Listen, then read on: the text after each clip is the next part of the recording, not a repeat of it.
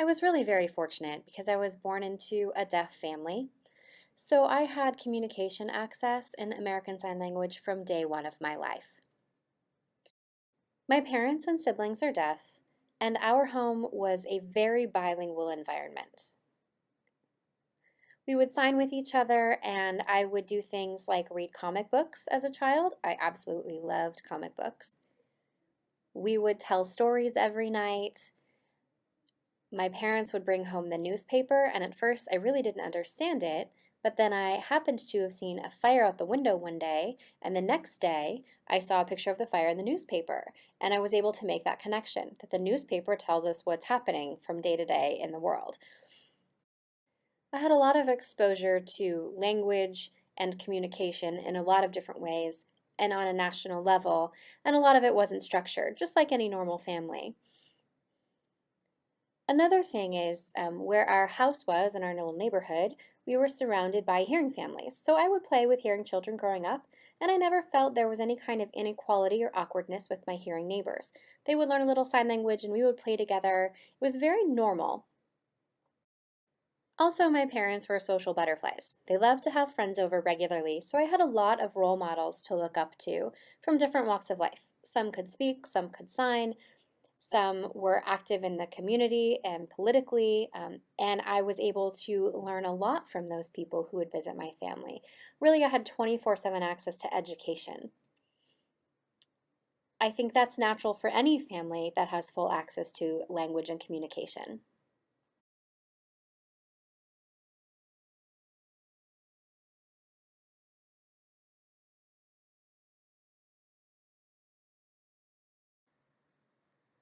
I think first it's important to look at how deafness is viewed. A very common misunderstanding is that deafness is a disability or a disability group, whereas deaf individuals consider ourselves more of an ethnic community rather than a disability group. I would say our experience is very similar to other ethnic groups such as a Mexican community. Those individuals might like to congregate because they have common interests and a shared language, as well as shared traditions and habits. The deaf community is no different.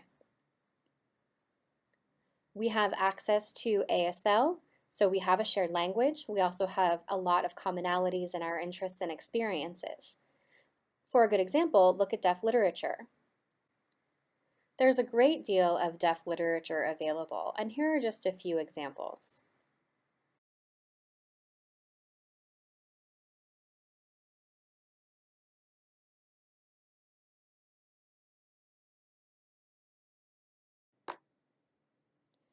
Those are just a few examples of deaf literature and history books, etc., that are part of our culture.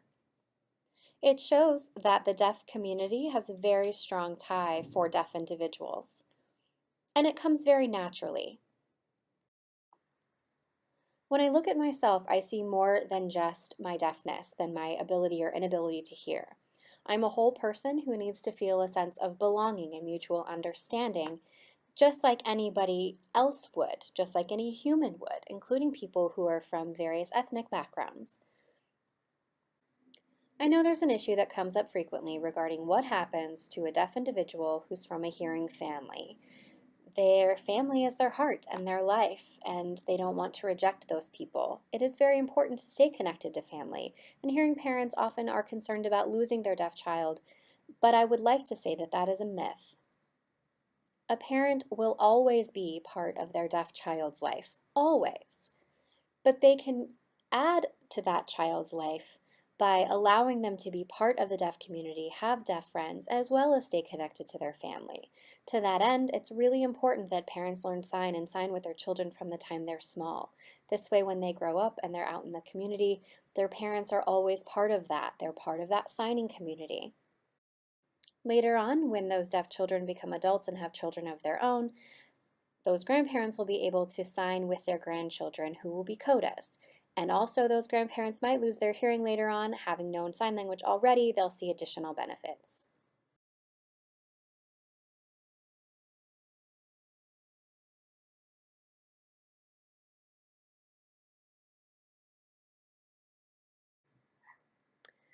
The anniversary is a very exciting time.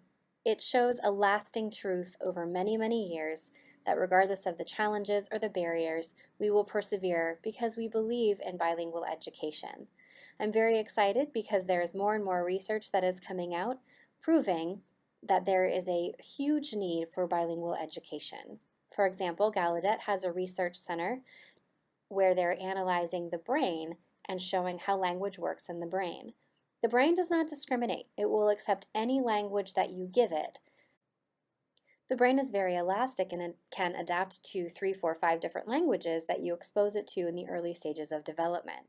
It's truly amazing. The research findings that have come out of this research have an impact on educational practices, not only for deaf children, but for hearing children as well. As we know, education in the US and other parts of the world is truly awful. Those research findings will have an impact on education in general, and that is very significant and very exciting.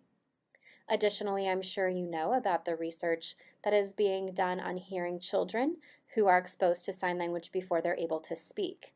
The muscles required for speech don't develop until much later, so using sign language, children can express their needs for milk or their desire for their mommy much earlier on in life.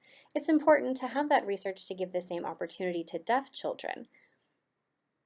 Speaking of opportunities, I want to emphasize the importance of giving opportunities to all children. Give a child everything that you can. If they can speak, that's fine. If you want to use a different philosophy, that's fine. But make sure you meet that child's needs. I hate the word options. To me, that means oopsies. We tried this and it didn't work. Oops, let's try something else. In the meantime, their brain development is falling further and further behind. Timing is critical.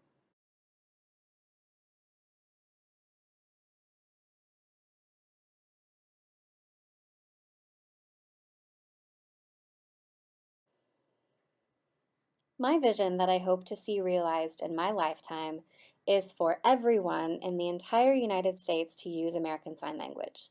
I would love it if everyone knew ASL, whether it be their first, second, or third language. It really doesn't matter. I would love to see everyone learn how to sign and communicate with each other. I'm very interested in what's happening these days with technology and how it's impacted our lives today. I can see that it'll have an amazing impact going forward as well. What I'm seeing currently and what I'd like to see more of is colleges and universities offering American Sign Language classes. I'm also noticing a lot more sign language in social media. There are people posting videos, and I feel like that's spreading awareness, sensitivity, and appreciation for ASL as a beautiful language. I really enjoy watching music that's interpreted. Another thing I'd like to see are more and more apps continue to come onto the market. These apps help people learn sign language, and that's very exciting. Anytime I'm out walking around and I use sign language, it's almost guaranteed that I'll meet someone who says, "Oh, I know a little bit of sign. I'm really slow. I took ASL a long time ago. I'm seeing more of that, but I want them to learn more." These things are coming up more and more frequently, and it is my vision that everyone be able to sign because ASL is a beautiful visual language.